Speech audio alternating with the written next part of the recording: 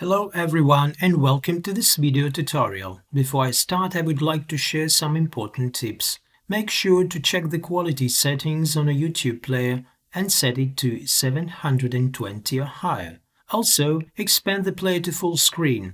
This will ensure a clear view of the code and actions demonstrated in the video. Today, I will show you how to change the localization of the Stimulsoft viewer in a Python application. Open your IDE with a project folder.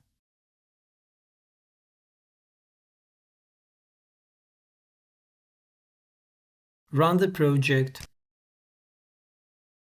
By default, the viewer uses English localization. However, you can change it. Stimulsoft supports over 40 localizations, and these localization files are included in the Stimulsoft package. Set the localization property to the desired language.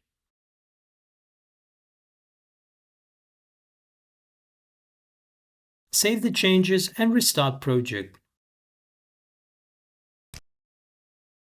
Now the GUI will be displayed in a selected language.